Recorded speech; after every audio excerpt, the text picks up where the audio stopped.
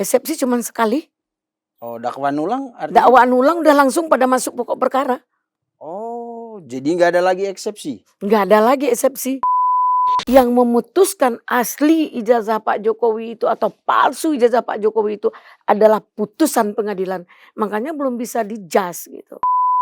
Dia harus diberi edukasi hukum itu seperti apa.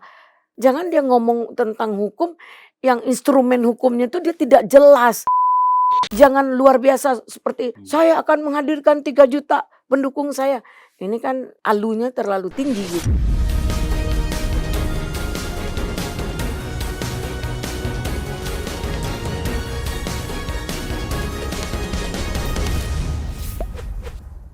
Pemirsa, selamat malam. Selamat datang lagi di special interview cumi-cumi.com. Ini podcast yang spesial yang juga selalu menghadirkan bintang tamu spesial. Dan pemirsa, perkara dugaan ijazah palsu atau perkara pencemaran nama baik dengan isu ijazah yang diklaim palsu oleh Roy Suryo, Dr. Tifa dan beberapa tersangka lainnya kembali bergulir. Setelah kemarin perkaranya dianggap mati suri karena Hakim Pengadilan Negeri Jakarta Timur mengabulkan eksepsi Tifa di putusan sela. Hari ini informasinya kejaksaan atau pihak jaksa penuntut umum JPU mengajukan dakwaan ulang. Mendaftarkan dakwaan ulang ke Pengadilan Tinggi atau Pengadilan Negeri Jakarta Timur, bukan Pengadilan Tinggi, mengajukan daftar. Dan ini kembali membuka babak baru di persidangan perkara pencemaran nama baik Pak Jokowi dengan isu tudingan ijazah palsu itu. Benar seperti pendapat Bang DHL, Bang Egy Sujana, Ibu Eli Daneti, Bang Andi Aswan juga kalau tidak salah, bahwa putusan sela itu tidak otomatis membuat perkara itu mati. Karena undang-undang memberi celah untuk jaksa penuntut umum melakukan perlawanan atau membuat dakwaan ulang. Memperbaiki lalu membuat dakwaan ulang. Dan hari ini itu yang terjadi. Sementara di sisi lain ada Roy Suryo juga yang mengajukan pra peradilan yang ketiga. Dan akan seperti apa proses selanjutnya, kita bahas ini dengan lawyer kita, praktisi hukum ternama, Bunda Eli Daneti. Cerah sekali senyumnya, Bu. Waktu itu marah-marah aja itu yang pas. Ini Ibu ini pendukung siapa sih sebenarnya? Mendukung Kebenaran. keadilan dan kebenaran. Wih, oke. Mencoba ya. Ibu pasti sudah tahu hari ini JPU akhirnya mendaftarkan dakwaan ulang, bukan dakwaan baru ya, perbaikan dakwaan lalu didaftarkan sebagai dakwaan ulang apa dakwaan baru, Bu ya, itu namanya. Ya, terima kasih, selamat malam.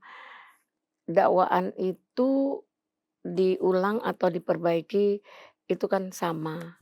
Namun dalam KUHP pasal 75 ayat 4 menyatakan JPU atau jaksa berhak dan boleh mendakwa ulang, diperbaiki atau dakwa ulang. Nah, atau dia banding ya, atau melakukan perlawanan. Dalam hal ini sesuai dengan omongan kita minggu lalu bahwa jaksa juga sebagai institusi, sebagai pengacara negara yang bertanggung jawab atas perlindungan hak hukum korban, yaitu pelapor, itu Pak Jokowi, tentu dia harus melakukan se-efisien mungkin, ya. upaya semaksimal mungkin dalam pembelaan hak-hak hukum korban atau pelapor. Dalam hal ini kita bersyukur bahwa semua berjalan secara profesional, bahwa pihak kejaksaan sudah mendaftarkan, bahkan sudah ada jadwal, katanya kalau saya nggak salah tadi itu tanggal 6 Agustus sudah mulai sidang pertama untuk dakwa ulang atau tentang nomor perkara yang sama. Kalau saya nggak salah. Nah terus, dan itu sudah dinyatakan diterima dan jadwal sidangnya tanggal 6 Agustus. Tanggal 6 Agustus. Mudah-mudahan perkara ini masuk pada pokok perkara. Kita akan melihat bagaimana replik-dupliknya, jawab-menjawabnya, kemudian ada saksi, ada alat memperlihatkan debat tentang saksi ahli, terus barang bukti dan alat bukti, semua biar diungkap secara terang menderang, biar ada kepastian hukum itu untuk menyatakan ijazah Pak Jokowi itu seperti apa. Tadi saya melihat Sitiva melakukan statement yang saya anggap itu sedikit arogansi ya. Pertama menyatakan dia akan membedah otak Pak Jokowi gitu. Kemudian dia menyatakan dia menemukan ada 3 kategori. Pertama kategori ijazah asli dari teman-teman Pak Jokowi. Kedua ijazah fotokopi. Ketiga ijazah Pak Jokowi, ijazah saja. Jadi kenapa dianggap itu menjadi temuan dan menjadi bahan olokan, menjadi bahan mengejas seperti persoalannya udah selesai gitu. Nah, ijazah dari teman-teman Pak Jokowi itu kan tidak bermasalah. Kenapa Pak Jokowi ijazahnya tidak dinyatakan ada ijazah, ada fotokopi ijazah, ada ijazah asli.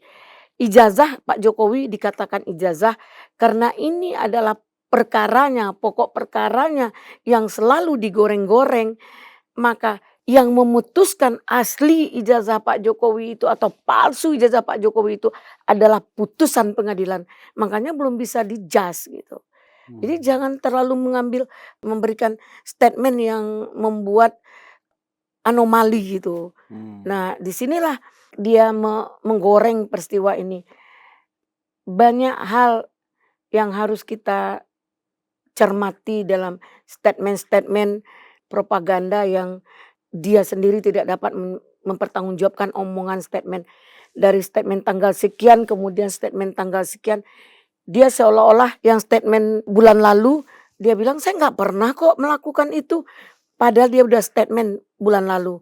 Jadi itulah statement-statementnya, minta tolong kita semua para tokoh ya atau yang mengikuti perkara ini kita giring dengan baik agar jelas tidak ada sakwa sangka yang seolah-olah perkara Pak Jokowi ini adalah intimidasi dari pihak tertentu. Padahal justru pelaporlah yang merasa intimidasi dan tidak henti-hentinya dalam olokan itu. Ingat Ibu Tiva ya, perkara Anda belum clear, jangan hentikan penghinaan.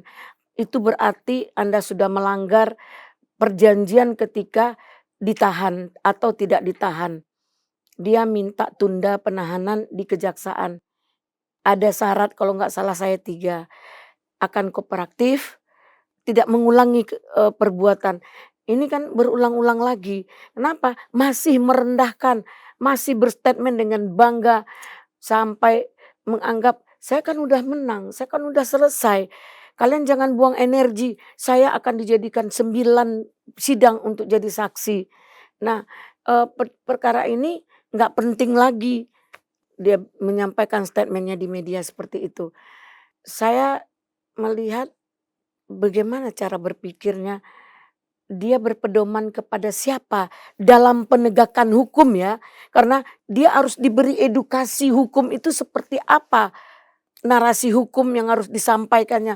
Jangan dia ngomong tentang hukum yang instrumen hukumnya itu dia tidak jelas. Terus mungkin dia mengerti tapi tidak paham gitu. Dia melakukan statement-statement seperti itu. Membuat blunder gitu. Padahal dia tadinya tersangkanya atas penelitian gitu. Nah penelitiannya juga menganggap saya menemukan ini, saya menemukan ini. Gak usah lah lagi ya. Kita minta juga ini perkara kok jadikan perkara yang seperti perkara besar. Digiring-giring, dibuat perkara ini menjadi naik seperti apa. Saya rasa ini sudah waktunya kita ikuti aja perkara ini sebagaimana. Seperti sidang biasa. Jangan luar biasa seperti saya akan menghadirkan 3 juta pendukung saya.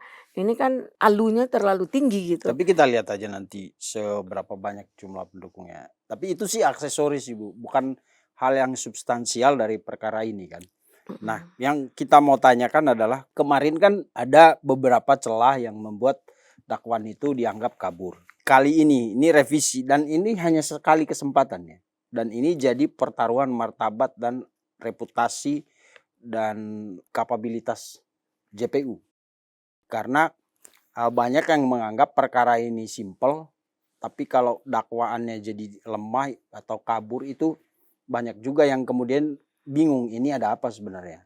Menurut Ibu dengan dakwaan ulang ini kira-kira ya secara hukum akan seperti apa jaksa membuat ini? Dengan hal ini adalah sebenarnya semua kan izin Allah ya. Menurut saya ini adalah jalan terbaik dengan perbaikan ini agar hakim tidak ragu atau tidak bimbang dalam memberikan pemahaman ketika sidang itu berjalan dan dalam memberikan pemahaman untuk sebuah keputusan yang seadil-adilnya. Dengan diulangnya, dirapikannya, tentu disinkronkan antara gugatan dan dakwaan ini harus sinkron. Kita nggak bisa juga menyalahkan pihak JPU, jangan terlalu negatif terhadap JPU, karena kepolisian saja setahun dalam mencari gugatan tersebut, sehingga dakwaan itu cuma waktu singkat, tentu pasti ada kekurangan, tidak terang menerang menurut yang disampaikan. Nah, mungkin ini saya berharap JPU akan lebih pede dalam menyampaikan, lebih detail, lebih akurat, lebih jelimet gitu. Dengan tuntutan itu sudah sinkron, ibarat kata di suatu perkara posita dan petitumnya sudah sejalan, tentu hakim enak untuk dalam mengambil sikap, menilai. Karena hakim ini adalah seorang moderator, kita pihak terdakwa, pihak korban akan mencari sebuah kepastian keadilan itu, tentu menyampaikan kepada hakim, Pak Hakim begini loh, datang ini loh Pak buktinya, ini loh buktinya. Dengan argumen pembuktian tersebut, hakim sebagai moderator, sebagai juri tentu gampang untuk memutuskan, tidak salah langkah gitu untuk memutuskan. Itulah ranah dan tata cara kita beracara di Indonesia kan. Makanya kita lihat kenapa sidang itu letter U, karena hakim di atas, hakim adalah tertinggi dalam penegakan hukum, boleh disampaikan wakil Tuhan di muka bumi ini dalam sebuah memberi keputusan. Ya, lebih baik membebaskan 1000 orang bersalah daripada menghukum satu orang yang tidak bersalah. Jadi ini juga harus kita pertimbangkan.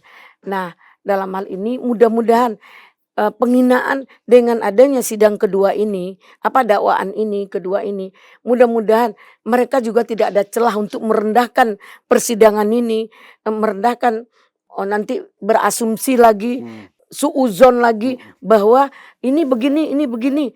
Katanya kalau kemarin seperti putusan Prapit dinyatakan hakim bagus ketika dia dapat celah untuk diterima.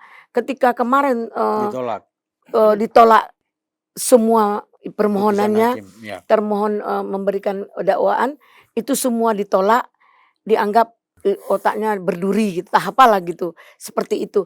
Kan itu terlalu naif gitu, merendahkan gitu. Kita minta fokus sajalah sama persoalan, jangan merempet-rempet kemana-mana, mau berduri kah, mau apakah.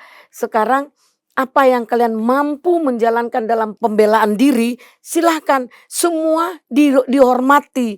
Nah, jika orang berupaya juga memberikan penjelasan dengan kepastian, dengan apapun yang dasar hukum yang jelas, nah tolong dihargai gitu. Nah, jangan nanti akhirnya semua udah menahan diri, nanti akhirnya terjadi tonjokan gitu. Lu dikasih tahu lu nggak mau, gua lu hina-hina, Jadi artinya kita itu yang kita takutkan dalam persoalan ini. Oke. Ketika emosi sudah digiring dengan opini yang tidak sehat gitu. Ya. Sidang itu kan sangat dinamis. Ya, Kak. Kalau kemarin juga banyak pihak yang meyakini bahwa eksepsi Tifa itu tidak akan diterima atau ditolak oleh majelis hakim, oleh majelis hakim Pengadilan Negeri Jakarta Timur. Nah, sekarang juga banyak orang meyakini karena ini revisi kan harusnya lebih bagus.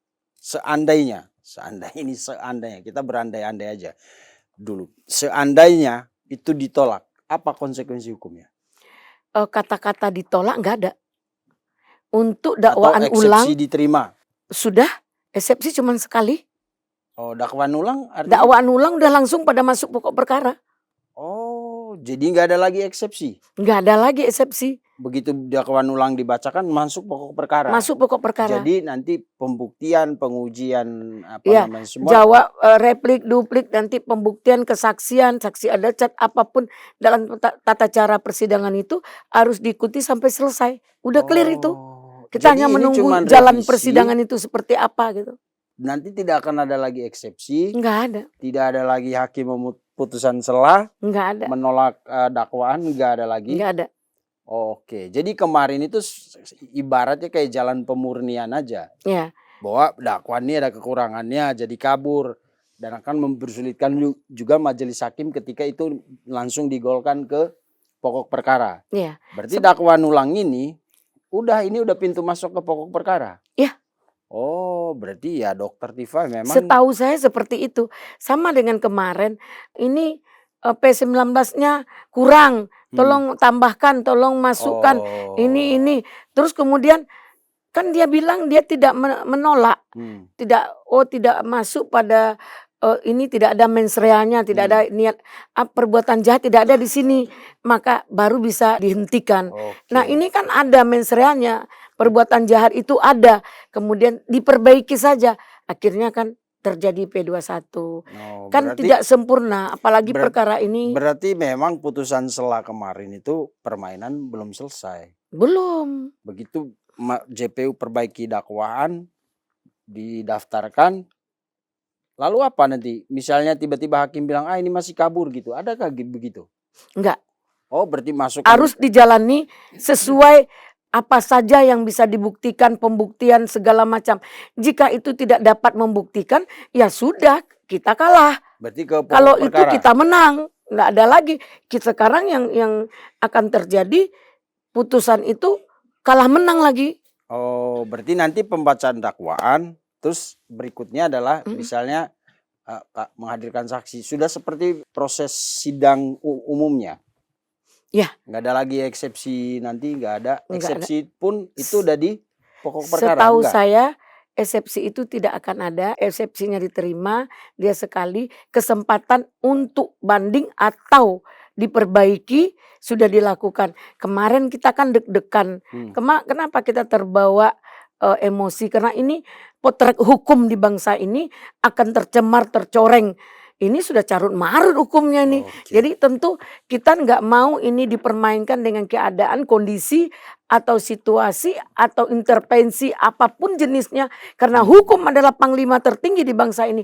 Kita ingin hukum ini berjalan dengan benar, yang sebenar-benarnya. Oke, jadi sekali lagi ya Bu, berarti begitu JPU mendaftarkan dakwaan ulang itu otomatis langsung masuk ke pokok perkara. Langsung masuk. Tidak seperti sebelumnya ada eksepsi terus putusan selah lagi, enggak ya? Enggak ada.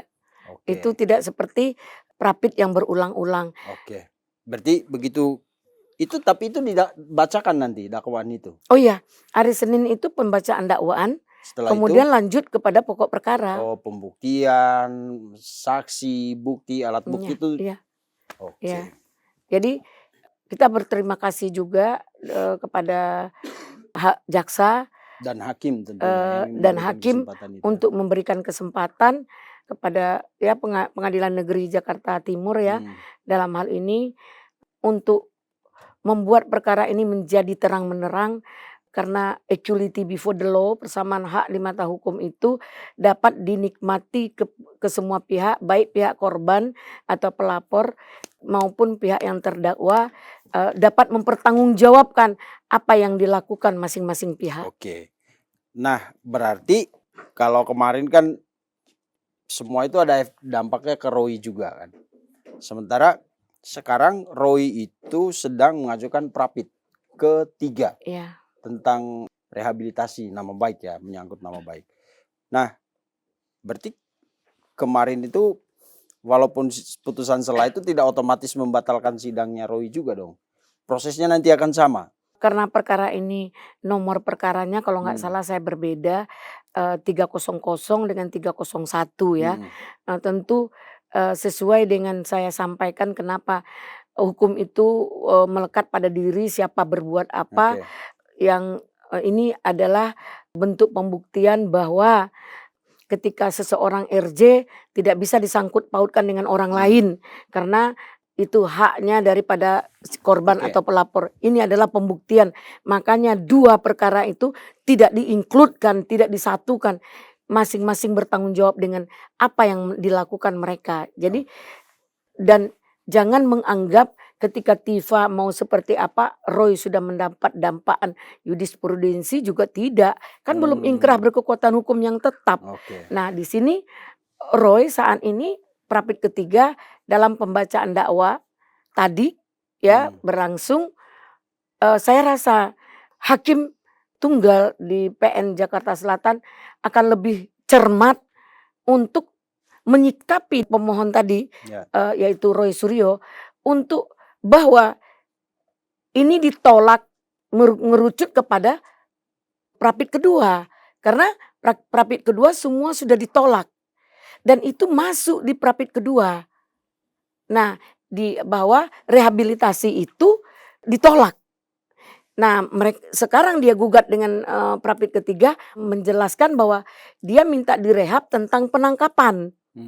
Nah, penangkapan ini kan tidak ada menyatakan salah atau benar. Menyatakan tidak sah dia ditahan. Nyatanya kan dia tidak ditahan atau dijemput paksa. Tapi tidak bisa menyalahkan. Ya, kenapa? Menurut perkap dari pihak kepolisian itu sudah dinyatakan melakukan proses dengan sesuai dengan prosedur SOP dan juga ada instruksi, ada tugas kepada dari atasan ke dia dan sudah dilakukan semaksimal mungkin. Tentu dijemput dengan paksa itu sudah berdasarkan KUHP yang berlaku menurut pemahaman ya, menurut pemahaman pihak kepolisian. Nah, polisi juga tidak menahan dia melakukan upaya agar clear. Nanti dia masuk ke tahanan titipan. Tahu-tahu dia pingsan karena dia udah pucat. Dibawa ke rumah sakit, dia ribut. Nggak mau. Sampai di rumah sakit dia nggak mau balik lagi, ribut lagi. Jadi nggak ada apapun yang dilakukan untuk merasa memberikan hak yang sama terhadap terdakwa berdua ini. Dia tetap memprotes bahwa dia dikriminalisasi. Padahal dia diberi peluang yang sebaik-baiknya, dilayani sebaik-baiknya, diberikan kesempatan. Masa dijemput paksa yang dituduh secara PKI, itu kan bisa kena pasal 263 pembohongan publik kan. Tidak dapat dia buktikan. Nah, sementara dia dirawat dengan baik. Contoh Ibu Tifa itu, dia ikut ujian loh. Nah, Roy Suryo maunya apa? Diikutin. Bagi saya banyak menangani perkara. Kok mereka ini dua ini kok terlalu di VIP kan, dispesialkan. Loh, mereka ini siapa nih? Kita sama, punya hak yang sama. Ada lagi klien saya yang tidak diperlakukan secara manusia. Tapi kita lihat dan kita tinjau memang layak diperlakukan seperti itu. Dan itu sudah mencakup dengan perkap dan KUHP yang mereka jalankan. Jadi selalu menyalahkan. Jadi saya lihat hari ini semua dikambing hitamkan kepada pihak kepolisian gitu. Nah, terjawab JPU. Terima kasih dan apresiasi kepada JPU sudah menjalankan porsinya untuk harga dirinya institusi sebagai pengacara negara gitu kan, yang menjadi framing bagi orang pro kontra ada apa. Akhirnya hari ini didaftarkan, bahkan sudah ada jadwal tanggal 6 Agustus. Mudah-mudahan berjalan dengan benar dan baik untuk putusan sela. Dan untuk si Roy, kita berharap hakim yang mulia agar berlaku seadil-adilnya. Terus melihat dan memahami kembali peristiwa-peristiwa dari Prapit 1, Prapit 2. Jangan sampai blunder juga.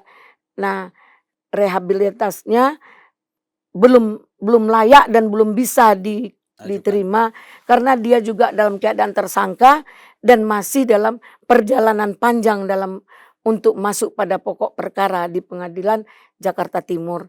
Dan mari kita tegakkan hukum secara proporsional dan profesional dan berikanlah hak-hak hukum itu kepada semua pihak. Jangan ada, kalau sudah masuk kepada pengadilan, itulah kesempatan yang paling kita tunggu-tunggu untuk pembuktian dalam perkara mencari kebenaran dan keadilan itu. Disitulah ranahnya. Jadi tidak perlu berargumen-argumen lagi gitu. Oke. Kalau nanti Prapit Roy itu ditolak, berarti dia tidak lagi ada putusan sela, langsung ke pokok perkara atau gimana? Dia punya statement juga, dia punya narasi tahapan dalam hukum beracara. Pertama bacakan dakwaan, kemudian ditawarkan apakah saudara ingin IRJ. Kalau ke dia nggak mungkin karena dia udah 2 kali, boleh dikatakan ibarat kata istilahnya residivis ya. Nah, mungkin lanjut apakah ada putusan sela, kalau dia ambil peluang itu nanti apakah diterima apa tidak, apakah seperti ini dan lanjut. Jadi perkara ini nggak boleh seperti perkara main-main. Memang ini tidak atensi publik. Kalau atensi publik mungkin Indonesia dan dunia akan memberikan sebuah ikut dalam perkara ini. Kan yang menjadi ini adalah menggiring opini menjadi atensi publik. Jadi mereka yang melakukan ini menjadi atensi publik. Kehati-hatian harus dalam perkara ini. Karena ini adalah harga diri tentang hukum Indonesia. Jadi jangan kita main-main dalam perkara ini. Dan kita tidak perlu juga menjadi perkara ini menjadi sebuah istimewa. Menjadi mereka merasa spesial. Wah, ditampilkan di TV mereka sudah abuse of power dalam ngomongannya. Sudah melanggar, sudah seperti apa dia. Melebihi dari ahli, melebihi dari peneliti. Merasa dialah yang paling cerdas, yang paling pintar di Indonesia ini. Untuk berjuang, untuk menghancurkan orang yang dibencinya yaitu Pak Jokowi. Saya rasa dia nggak boleh juga benci sama Pak Jokowi. Apakah pernah dia kenal sama Pak Jokowi? Apakah pernah cintanya ditolak oleh Pak Jokowi? Kan nggak tahu kita seperti mungkin dia kenal Pak Jokowi, tapi Pak Jokowi nggak kenal dia. Nah itu mungkin ya. Nah seperti itu ya kan. Sehingga Pak Jokowi, saya mau mengobat Pak Jokowi. Hello. Terus sekarang otak Pak Jokowi masa digituin. Dia ingin mencari celah, membranding diri. Ya, membranding diri dengan membawa nama orang, merendahkan orang, menghina orang, supaya namanya diangkat, dia seolah-olah laris di TV, dia seolah orang terkenal, orang hebat di Indonesia ini. Dan dia adalah pahlawan pejuang. Dia membranding diri seperti itu. Tapi dengan jalan menghancurkan nama baik orang, menghina, merendahkan orang. Itu kan tidak baik. Secara apapun itu tidak baik. Secara hukum dunia maupun hukum di akhir hayatnya nanti. Ingat, kalau orang sudah terlalu kau hina, udah kalian lakukan perbuatan yang tidak selayaknya, hukum Tuhan akan berjalan. Tunggu. Oke. Kemudian gini Bu, kasus Roy, kan Roy berusaha untuk mengajukan Prapit. Dan ya banyak orang yang menilai itu upaya Roy untuk mengulur waktu saja. Tadinya semua berpikir bahwa Dokter Tifa itu akan divonis lebih dulu. Ternyata kan mundur lagi nih Dokter Tifa nih. Roy mundur 2 langkah, Dokter Tifa mundur selangkah, jadi dekatan lagi. Apakah ini strategi supaya sidangnya disatuin aja? Disamakan. Disamakan. Ya, mungkin ya. Mungkin ini sidang akan bersamaan supaya tidak sumir, tidak menjadi branding lagi, tidak menjadi opini yang digiring. Jadi ini akan bersamaan supaya mendapat putusan yang bersamaan gitu. Dan tidak saling mengintip dakwaan dan Gugatan. ya dakwaan Dakwaan dan jawaban. Jawaban gitu ya. Jadi dibarengin aja. Dibarengin aja gitu. Dan untuk Pak Jokowi ini pasti menguntungkan karena beliau nanti cukup datang sekali. Oh enggak. Karena dakwaannya berbeda, datangnya harus 2 kali. Sekali sama Tifa, sekali sama Roy. Oke.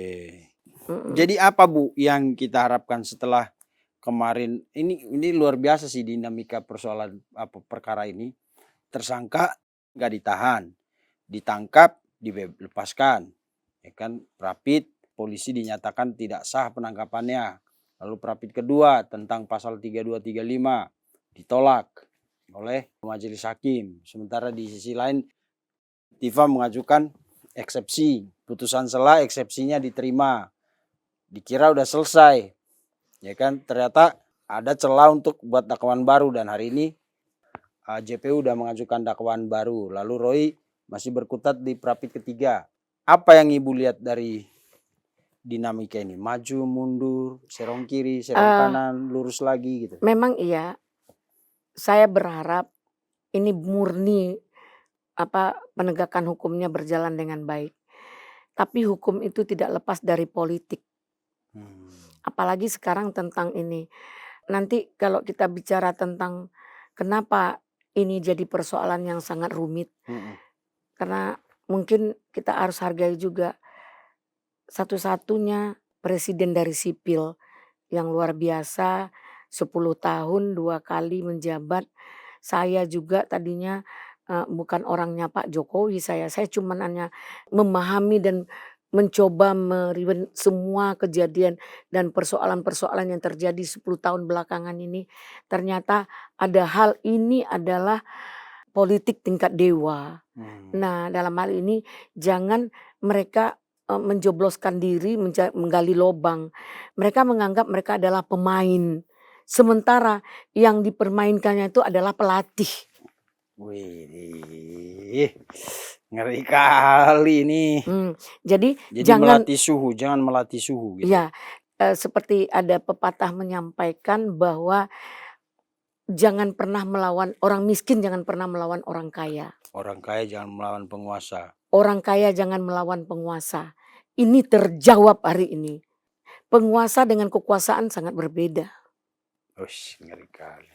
Apalagi saya menganggap Tifa dan Roy ini adalah masyarakat yang cerdas.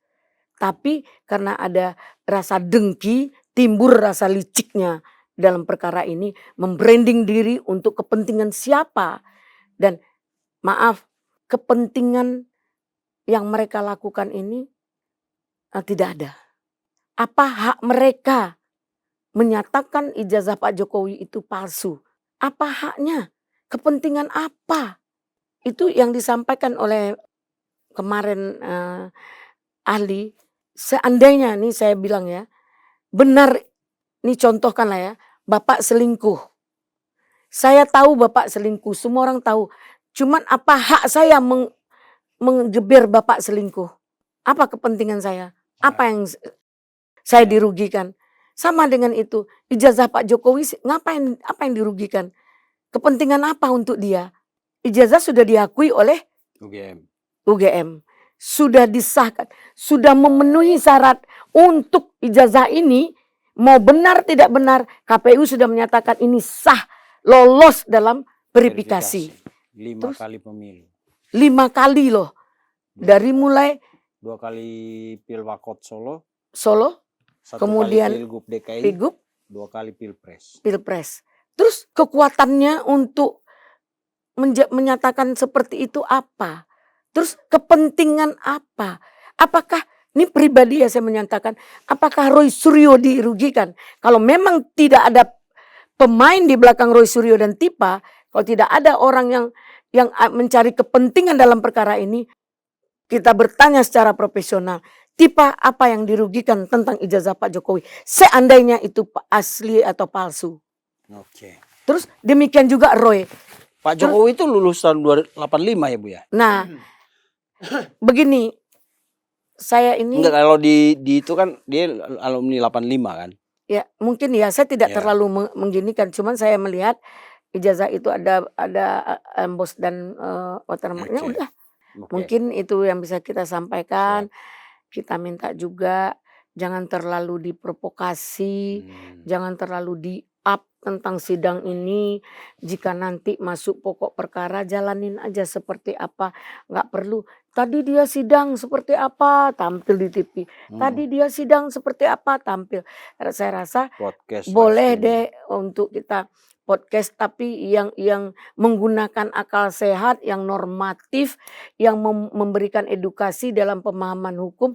Jangan ada pro kontra, ribut-ribut, berantem-berantem. Nanti naik asam lambung, naik gula, terjadi jus gitu kan. Nah, artinya dalam hal ini mari kita saling menghargai pendapat masing-masing. Jangan merasa kita adalah yang kebenaran, mereka adalah yang salah. Jangan merasa kita juga kita yang benar, orang salah juga nggak boleh. Jadi mari, inilah ranahnya, inilah tempatnya. Kita minta profesional pada pihak kejaksaan dan hakim yang akan bekerja secermat mungkin dalam memberikan putusan di akhir persidangan ini.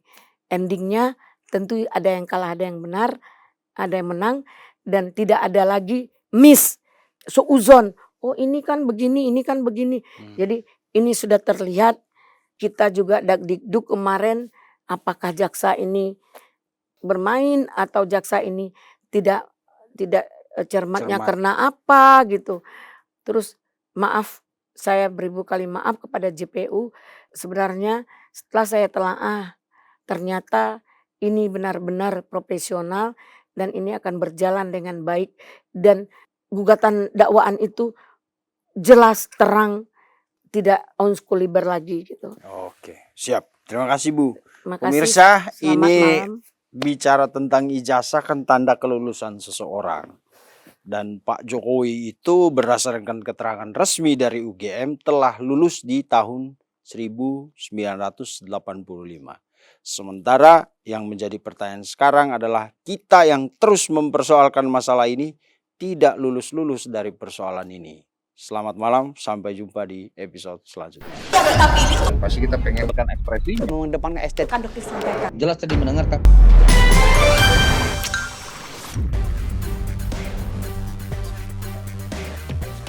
Terima kasih sudah menonton. Jangan lupa like, komen, share, dan subscribe video cumi-cumi.com.